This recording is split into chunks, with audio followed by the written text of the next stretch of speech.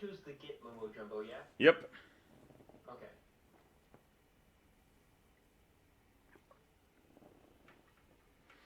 All right. Let's go ahead and send me an attendance note. Let me know you're here. Let me start off with a question that came up in the beginning of class, which is this business of how many sticks the computer should take.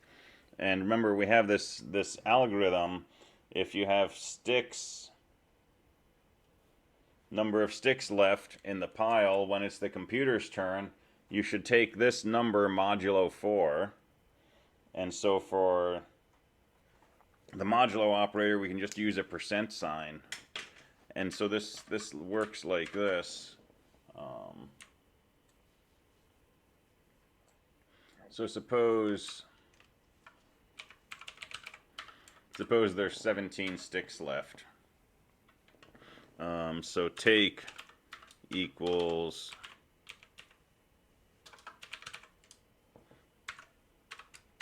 $paren sticks percent 4. And if we look at the value of take, in this case it would be equal to 1, because that's what 17 is mod 4. If there were 19 sticks left, and your code says, let's set take equals sticks percent 4, you're going to find that take is equal to 3, because 19 mod 4 is 3. And the whole trick to winning the sticks game is you want to leave the other person with a multiple of 4 sticks, right? So if there's 17 sticks in the pile and the computer takes 1, guess what? The user's got 16 sticks to deal with. They're going to lose. If there's 19 sticks in the pile, the computer will take 3. Guess what? There's 16 sticks left in the pile for the user. The user's going to lose. The one caveat on this, though, is if there's, say, 20 sticks left in the pile, and you look at that modulo 4, what does take end up being? 0, right? If there's 20 sticks in the pile and it's the computer's turn, the computer is going to lose if the user knows what they're doing. So ideally, the computer would like to take 0 sticks. That's not a legal move. So what the assignment says is if the number of sticks mod 4 is 0, have the computer take 1 stick. So in this case, where my algorithm says I should take 0 sticks, I'm going to say, okay, I'll take 1 stick. All right, so that's the details.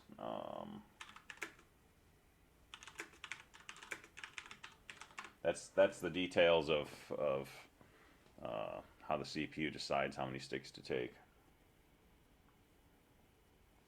Any questions about that?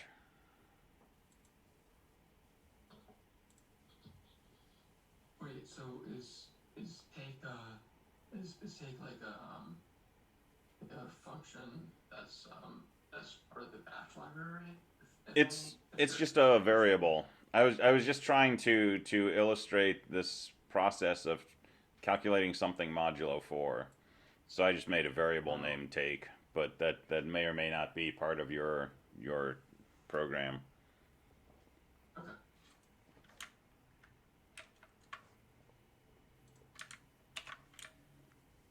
All right. Let's see details.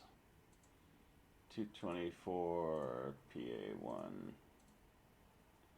Let me try to prevent some wringing of the hands on Friday. So your shell script is going to be named lowercase stick, S-T-I-C-K, 5 letters. That's the name of your shell script. Okay. So I want to be able to run it by just typing the name of that shell script, stick. But when you submit it, you're going to put it in a subdirectory named PA1 under your CSE224 directory.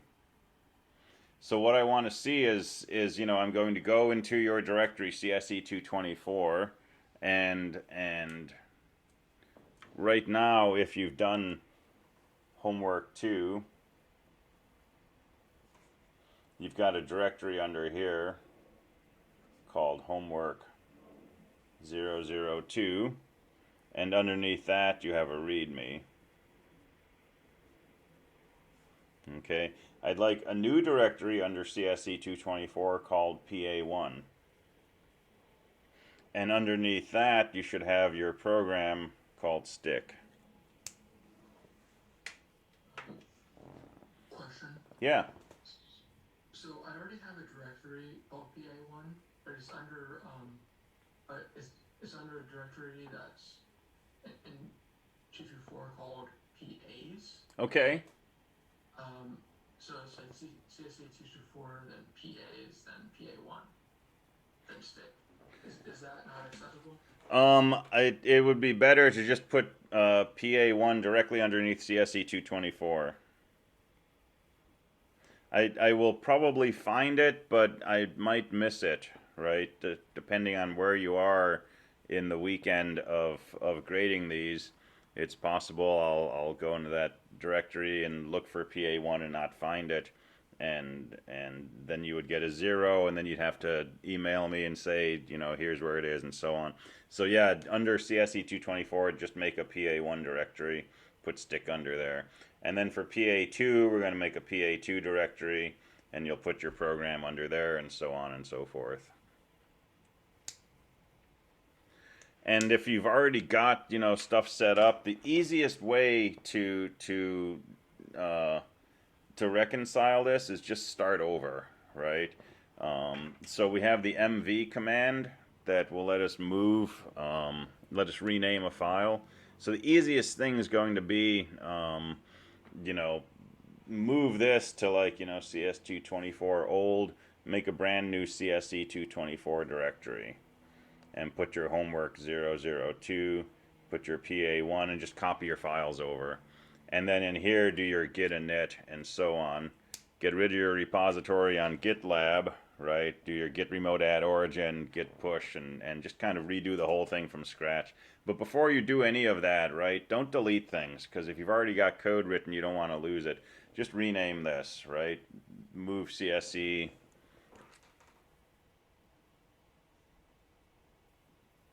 (224) to something like CSE224-old. That just renames it. You've still got all of your code sitting there, right? But then just make a new CSE224 and kind of start from square one. So I've got a question related to the mv command. So I've been trying to move like files from a subdirectory to one that's a parent. And all that's been doing for me for some reason is it's just been changing the names instead of moving it to the parent directory above. So I don't know what I'm doing wrong there. All right, so so if we let's mess around with this for a bit.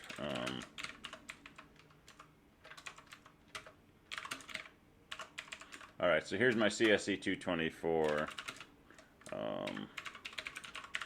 Here's a README.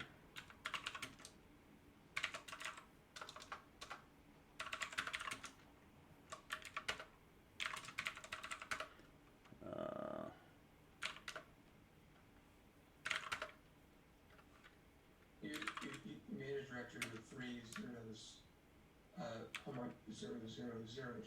I did. But I think I aborted it. All right, thank you.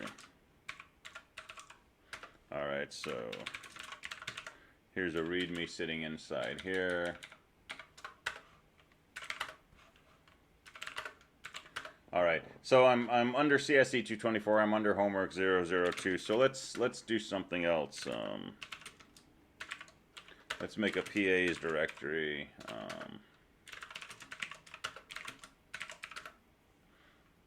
And let's pretend that I have my stick program in here, and I didn't ask you to write a README, but let's suppose I've written a README also. Okay, so I've got my files, but they're in the wrong directory. They're under CSE224/PA/PA1. So there's a number of things I can do here, right? If I wanted to move an individual file, right, I could move stick. So I could move stick, and I could say move it to my directory one level up, right? And this will basically rename my file stick in this PA1 directory to a file stick in PAS, right? So if I do that, stick is gone from here, but if I move up one level, there's my stick file. If I want to move, if I want to move that back to PA1, I can say move stick to PA1. And now stick is no longer here, but if I go into PA1, it's back there. So you can move files just by saying move old file, new file, but you can also move entire directories. So if I wanted to move PA1 up one level, right, so I could go up here, and I want to move PA1 so that it's under CSE224 instead of under PAS, so I could move PA1 up one level.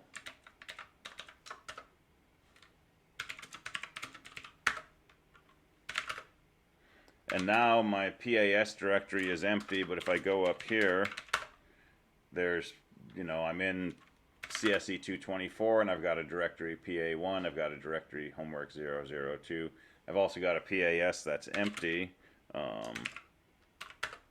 And so if I want to get rid of that, I could use the rm command, except rm doesn't work on directories. So you have to use remove dir, and that would get rid of that directory. And now I've got a nice clean setup. But there's two caveats here, right? The first caveat is if you do this to files that Git is watching, Git will get confused. Because remember, Git's trying to track everything that you're doing. Well, if I rename a file, next time Git looks at things, it's going to say, like, wait a minute, what happened to this file, and where did this other file come from, right? And it will surmise that you renamed some stuff, but, right, if you want to rename a file that Git is monitoring, you actually have to say git space mv. And if you want to remove a file that Git is monitoring, you have to say git space rm. And the other caveat is what I did here to remove this PAS directory. That only works if this directory is empty.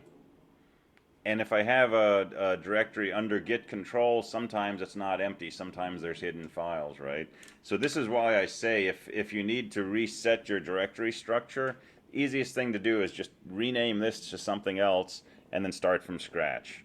Make a directory CSE224 and make your subdirectories underneath, and then just copy the files over, right? And you can say copy original file, new file, and that will leave the original file intact, but it will copy it into a new. So I could copy from CST24 old / PAS / PA1 / stick, and I could just copy that into, if I was sitting in PA1, just copy it into dot.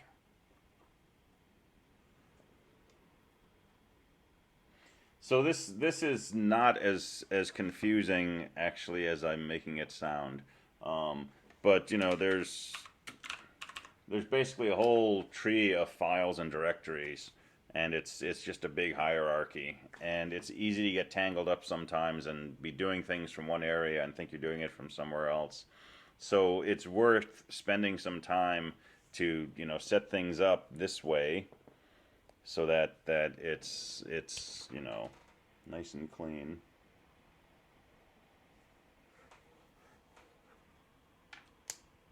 And as long as you have a copy of your stuff somewhere else, move this to another directory, you won't lose anything, right? But get this set up and make sure that it makes sense to you.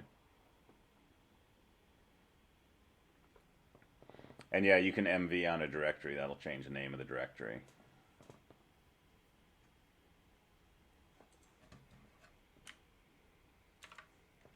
All right, so other questions? Yeah, I just played with the sticks equal take equals the sticks modulo is what you called it. Okay. And the echo take, and I keep getting a 0. Is that supposed to happen? So like if you do, yeah, this is kind of a long history of commands. Because I was supposed to be getting a 1, or is this a random thing? Is this the random thing? No, this is not random, right? There's no randomness in the program, but if you say something like sticks equals and give it some value, 141, and then you do this calculation, what the variable take should be equal to at the end is 141 modulo 4, which will be 1. I'm gonna get 0 again. Because I've changed the number a couple times, but it's still 0. So if you're getting a 0, it could be that somewhere you've got a $sign that you shouldn't, or you're missing a $sign. Because if you try to do something that's not a number, it usually turns into a 0. Like if I said sticks equals haha, and then I said take equals sticks %4, that's just going to give me a 0. Because haha is not a number, right? So $sticks actually ended up being treated as 0. So that might be what's going on. It looks the same. Let's try So if, 141 and compare. so if you echo $sticks, what does it show you? Am I echo $sticks? Mm-hmm. Echo. Okay, let me try that. Okay.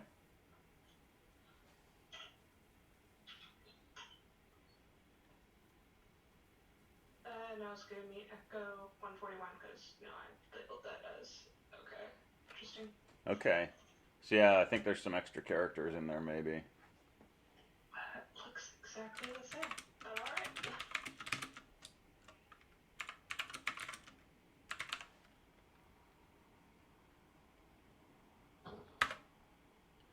All right. Another comment. Only do your git init under your CSE224 directory, and only do that once.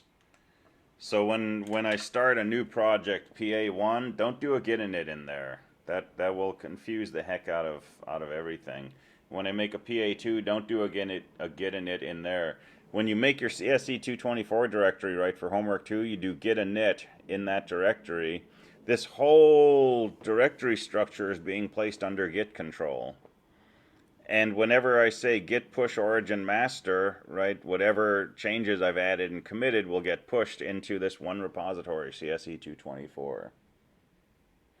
If we ever make a mistake and accidentally do git init, like let's say in the PA1, do we just need to go back and reinitialize the CSE224 directory? It won't hurt what you've already got in CSE224, but if you happen to do a git init somewhere else, you can correct it, but you got to be a little careful with this. So let's go into homework 002. So suppose I happen to do a git init, right? It will tell me I created an empty repository in here, right? So what I've got is I've got a new directory underneath me called .git. All right, and I just want to get rid of that. But you got to make sure that I'm getting rid of .git from this directory that I didn't want it in. If I get rid of .git from CSE224, I've just wiped out my Git repository. So you got to be a little careful trying to fix this up. And if I try to remove .git, it'll complain it's a directory. If I try to remove dir.git, it'll complain that it's not empty because Git put a lot of stuff under there. So I got to do a really dangerous command, which is rm-rf.git. And this is probably the most treacherous command in all of Unix, because it says remove everything from this point on down, so the whole directory tree, and the -f says force it to remove these.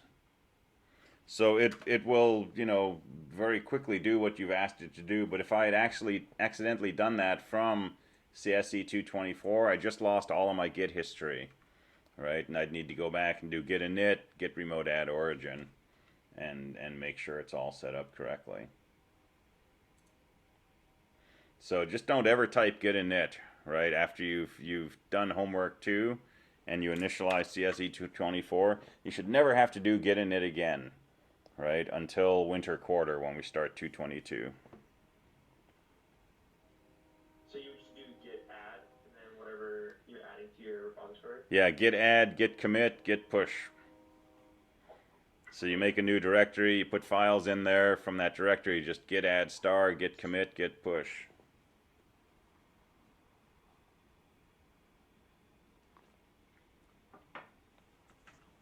I still get burned by Git periodically. And I found some funny websites that deal with this. but you know, Git will do exactly what you tell it to, and usually that's a good thing. But it's really easy sometimes to do the wrong thing, be in the wrong directory, do things in the wrong order, and it can take some unwinding. The good news is, you know, when you move from Clark to a university, you'll probably use Git a lot more, and you'll probably be assessed on how you use Git, right? You'll actually be graded up or down based on, you know, how often you commit and what your commit messages say and things like that. So we've got kind of a gentler introduction to Git going on right now. And if something goes wrong, right, it's actually a good learning opportunity because it you know is stuff that will happen later, but the stakes will be a lot higher. You won't want to just delete your whole Git repository and start over. So if things go wrong, right, let me know. Come by office and we can figure out how to fix them up. Ah, yeah, spelling is important because Bash is simultaneously the best and the worst speller in the world. Alright, is there a reason that I would be able to push files to GitLab on 224 but not in one of the subdirectories? I'm not sure, so that was a bit of what inspired this comment about only doing git init once. But if that didn't help, give me more information and we can dig into it. Alright, so let's look at ODPs.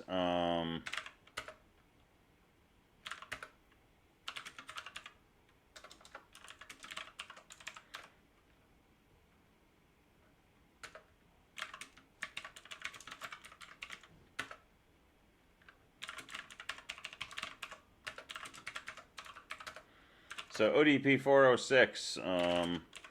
So here's code that should assess fine.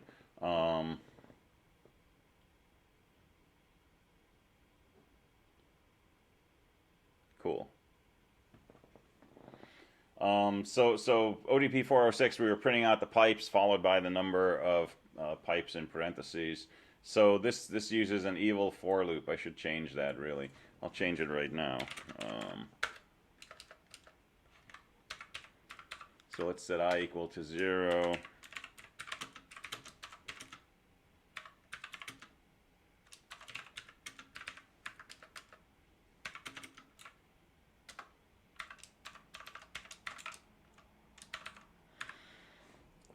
There we go. Alright, so read a number from standard in, set I equal to 0, while I is less than the number, do output a pipe with a dash n so it doesn't do a new line, set I equal to I plus 1. At the end of the loop, we'll output num inside parentheses. So if I do S1 and I type 45, there's 45 pipes and a number in parentheses. Oh, cool, awesome. Good job.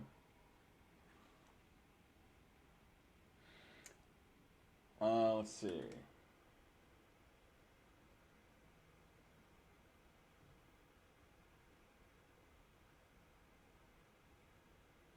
So let's see. So chat message. When you're picking the number of sticks, it's really important you use the following algorithm. So let's just say, you know, sticks is number of sticks left.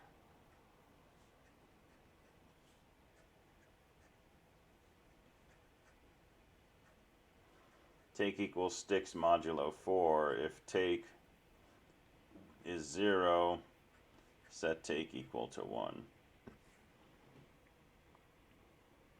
So what you want is the following behavior.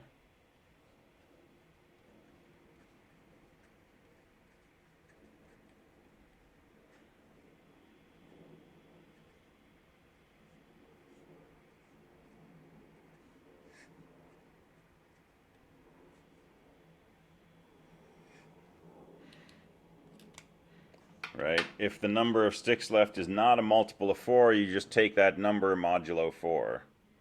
But if the number of sticks left is a multiple of 4, you take 1 stick. And I don't think there's a single equation you can use to do that.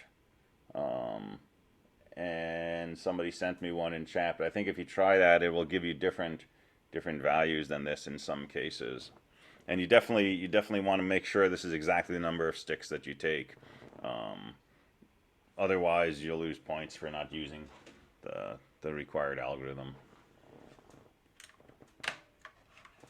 All right, so let's take a look at ODP 407.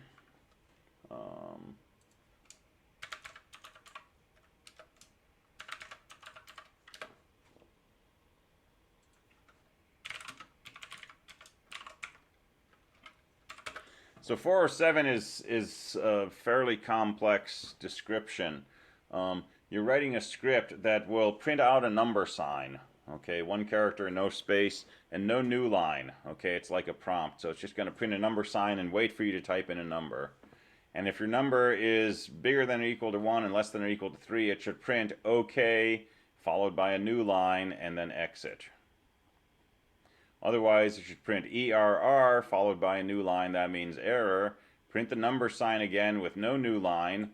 Wait for the user to type in a number. If the number is bigger than or equal to 1, less than or equal to 3, print OK, followed by a new line and exit. Otherwise, print fail, 4 characters, followed by a new line and exit.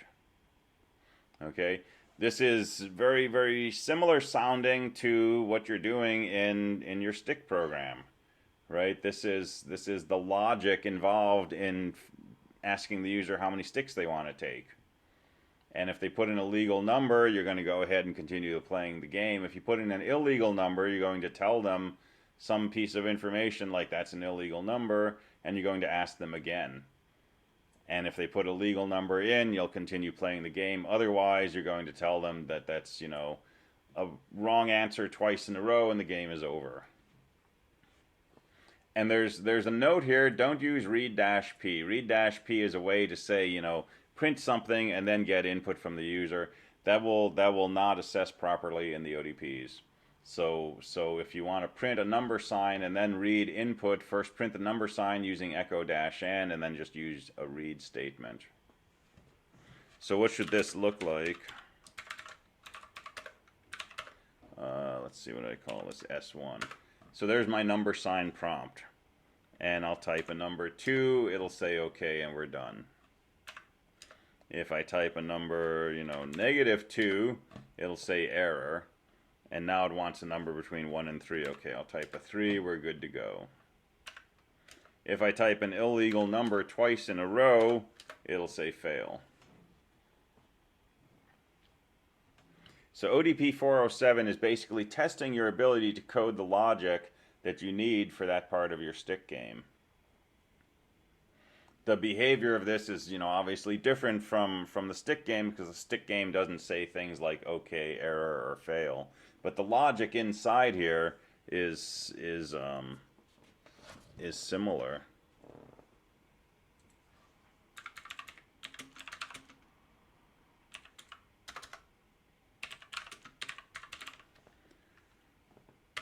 All right, so what does this look like? How do we code something like this where the user is specifying how many sticks they want? Oh, good, awesome, good job. All right, let's look at this from a high level.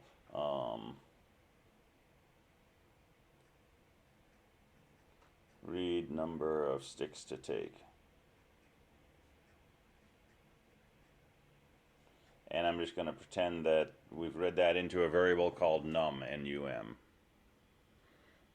Okay, here's the basic high-level view. If not legal, then what do we want to do? Print message, get num from the user. If not legal, That's an error, and we're done. So let me throw some curly brackets on here.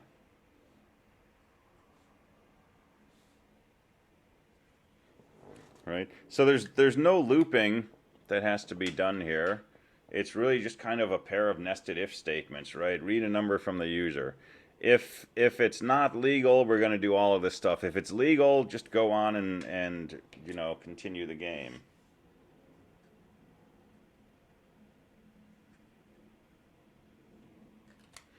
But if the number they typed in is not legal, then we're going to do this stuff. We're going to print a message. We're going to ask them again to enter a number.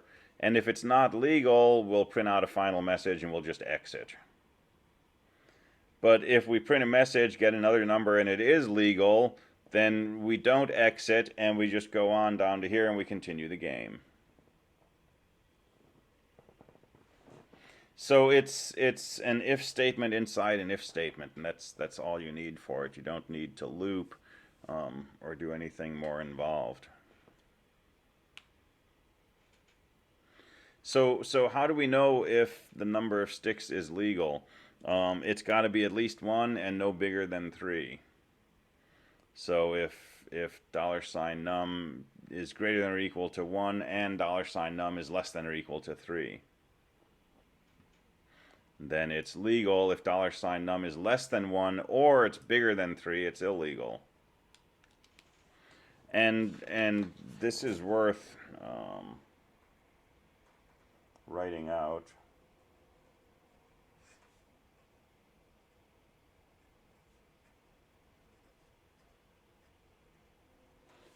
That's the legal version. If you were to write that in code, do you actually put an and in your if statement?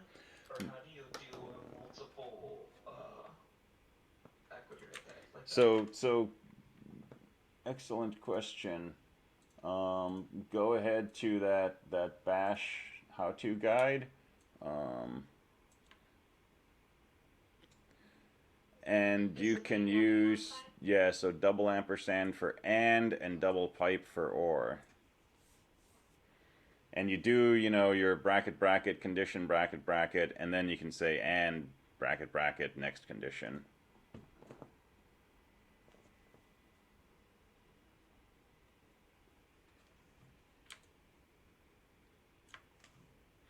All right, so legal, n is bigger than or equal to 1, and n is less than or equal to 3. Not legal, n is less than 1, or n is bigger than 3. And it's super easy to get these confused, right? If you put an or in here, everything is going to be legal. If you put an and in here, nothing is going to be legal. And if you want to go back to Engineering 250 or maybe CSE 215, right? This is De Morgan's theorem, right? To negate this condition, we negate each of these individual conditions and we change the and to an or, right? N less than 1, that's the negation of n bigger than or equal to 1. N less than or equal to 3, if we negate that, we get n bigger than 3. And so if we went back to just looking at Boolean operators, this is this thing with a bar on top. It's the negation of the legal condition. So you're using De Morgan all the time, even when you don't realize it or recognize it as De Morgan. All right. So read a number from the user, do your legality check. If it's legal, just say OK and exit. If it's not legal, in this case for the ODP, print out ERR and read another number from the user. If that's legal, print OK and exit. If it's not, print fail and exit. All right, so that's 4:07. That's by tomorrow morning at 8. And you know, go back to that bash guide that has, you know, information on how to do conditions, how to do arithmetic if you needed to, which you don't in this case, how to compare numbers, which is using these symbols, and how to do, you know, logical ands and logical ors. I have a question relating to P1 Mm-hmm. or to EA1. Okay. So can we do? Is there any way for us to do in Bash what we could do in C with like defining a function? You can. I haven't gone over functions yet, but you can do it. But to make use of functions gets a little tricky.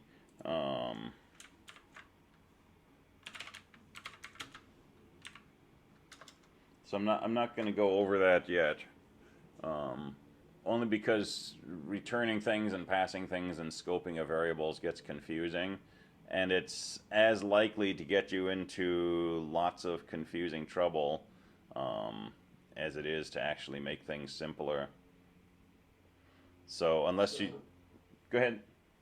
So basically, if I was thinking of perhaps using a function in Bash for PA1, I'd be out of luck. You can do it. And if you want to talk about it in office hours, I can show you how to do it. But I guarantee if I go through it right now, somebody in the 11th hour is going to go down a rabbit hole of writing functions because they think that's what they have to do. Actually, a number of people. But you're certainly welcome to do it. And if you want to come by office hours, we can talk about how to do functions. If you want to figure it out on your own, you're welcome to do that also. But I will go through it in another week or two. We're going to switch to C next week and then come back to Bash, and I'll do it in the second round of Bash. It's not hard, right? You can just say function, put in the name of a function, write your code, and then if you type the name of that function somewhere, it'll run that code. But there's lots of ways you can get tangled up with that also. And I think the only thing that a function will really help you with here, other than modularizing, is printing the number of sticks. Because we do that, multiple times in the stick program. But Yeah. copy and paste is good. That's exactly what I was thinking of using for, actually. Yeah. But copy and paste works fine. How so I know how to copy like in terminal. How do I paste something into the terminal? It depends on your terminal setup. So on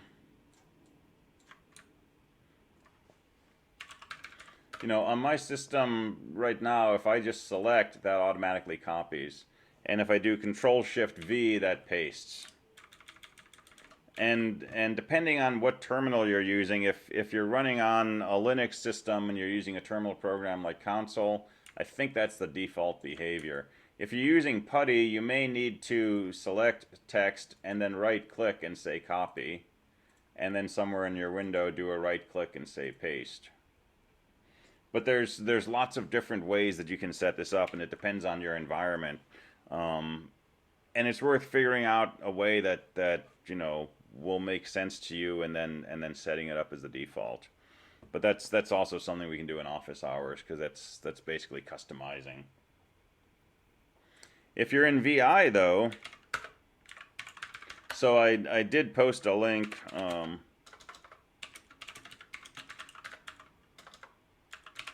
In the list of videos that includes this like 15-20 minute intro to VI, and that goes over things like, for example, copy and paste. So if I want to repeat this set of code, I can do a 3 and an uppercase Y that copies 3 lines, and then if I come down here and I do a P, that will put it, and every time I do P, it will paste a copy of that below my current spot.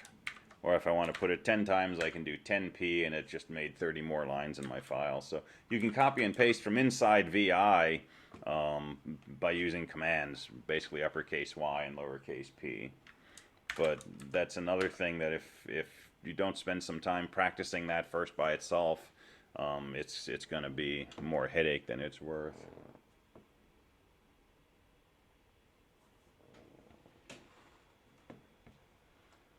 Let's see. So I want to add a subdirectory PA1 into GitLab. I push git add PA1, git commit, add a new subdirectory, but it doesn't work. If you move into that PA1 directory and just put a file in there, you can just git add that file and git commit, and it will automatically add the directory that it's in.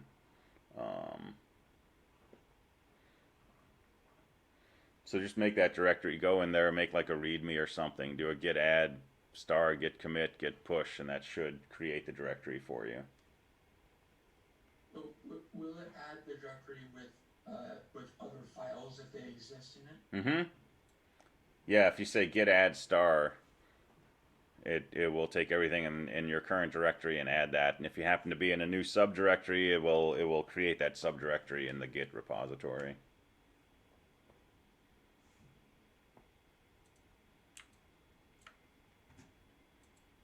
These are good experiments to do like in something other than, you know, your finished project. So it's good to be messing with them now. All right, everybody clear on ODP 407?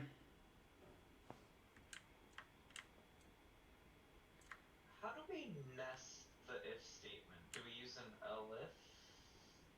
Like you said, there needs to be a second if after they fail once. I don't think you want an else if because I'm going to say, you know, if it's not legal, I want to print something, I want to get something or read something, and then I want to do another if. So same as we would do in C, right? It's just going to be just a plain old bare if statement down here. But the fact that it happens to be inside an if statement doesn't change the syntax. So let's just do an example.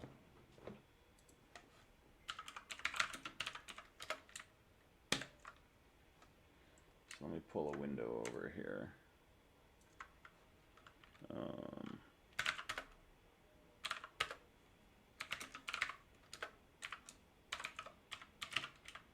And again, don't forget your shebang and your scripts for assessing, because it does make a difference in some cases.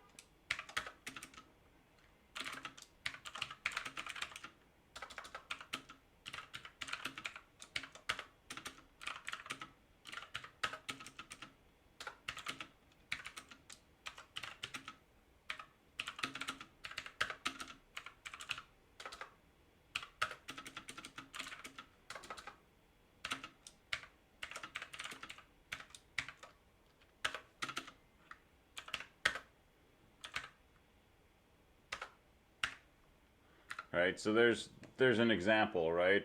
Here's an if statement where I'm checking to see if your answer is hello, and if it's not, I'm going to do all of this stuff. Right? If your answer is hello, I'm going to skip all of that highlighted stuff. Quick question. Mm-hmm.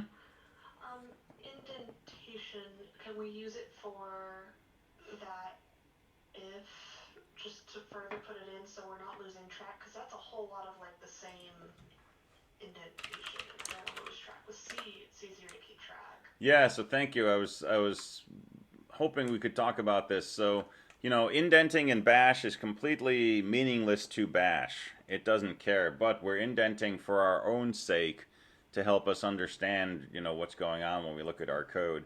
And you are welcome to develop, you know, to use whatever style of indenting works for you.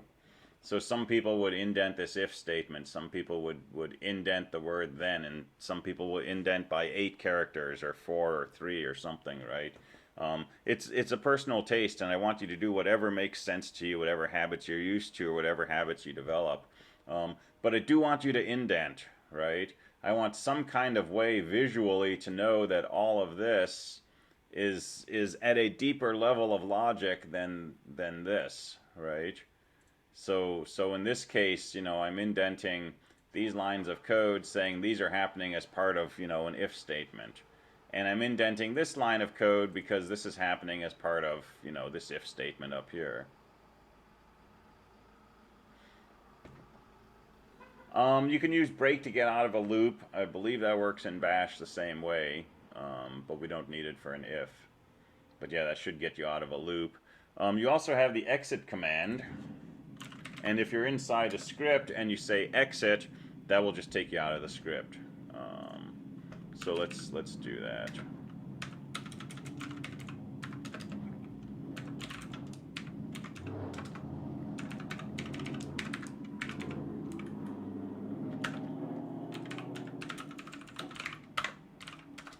So let's do try. So it says say hello.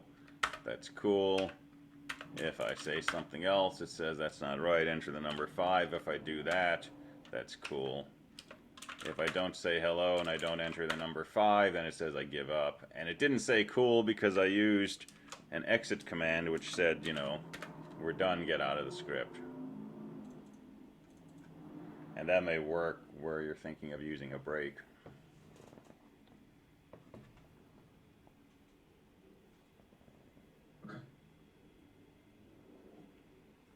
All right, so the other thing I want to mention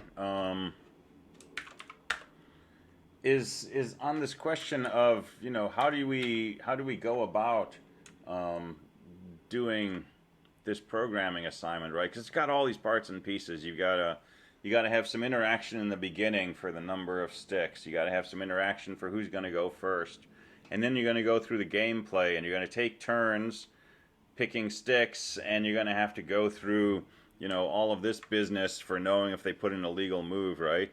Don't be afraid to change the problem, right? This is, you know, a classic technique when you're developing code. Start with a simpler problem.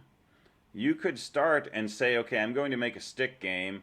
We are always going to play with 20 sticks. The user is always going to go first, and I'm not going to worry about illegal moves, right? Well, this is a much simpler thing to code, because we don't need to get the number of sticks, see who goes first, check for legality of input, and so on and so forth. And code that up, right? A working script game, you know, will be, you know, I don't know, 20 to 40 lines of bash code maybe. If you write 3 different versions of your stick game during the week that you're working on this, that's not you know, a ridiculous amount of extra time or effort. But it will help you a lot, right? So make a simple stick game. Just you know, start with a fixed number of sticks, decide maybe the user is always going to go first, and forget about, you know, checking for illegal moves and things like that, just to get the basic flow down, right? Where it says, how many sticks do you want? The person types in a number. It takes that number off the pile. The computer makes a move, right? If you want, forget about printing the pile of sticks. Just print the number of sticks left, you know, in parentheses. Or say number of sticks left is, right? Simplify the problem so that you can get something written. And once you have a basic flow, you know, if you can make the stick game with those simplifications, now you just add some more detail, right? When you want to print the number of sticks, instead of saying number of sticks left is 20, you do your while loop where you print out 20 pipes and the 20 in parentheses. When you get the number of sticks the user takes, you throw some extra logic in there, right? You throw in this stuff to see if it's a legal number. And then in the beginning, instead of saying, you know, total number of sticks equals 20, you write some code to say, you know, how many sticks do you want to start with? Give me an answer. Is it legal or not? And so on and so forth. So you can simplify the problem and code a simpler version of this, and then add things to it to bring it back to what you want the final project to be. And that's a generally useful approach to coding up a large problem like this, is just start with something simpler.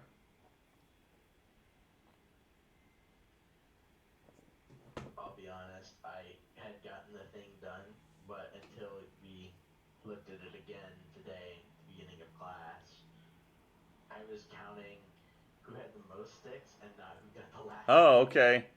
So it was an easy fix, but okay, cool. Silly misread. That would be a different version of the game. That would be fun.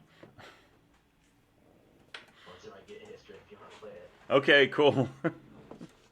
All right, we are out of time, so we will continue talking about this tomorrow. We'll look at ODP 407. I don't know if I'll post another ODP or not. I got to see what I got in the pipeline. But we'll talk a little more about the stick game tomorrow, about some higher level view of the logic and so on and so forth. So have a good afternoon. I will see you tomorrow. Send me one final attendance note and we'll call it good for the day.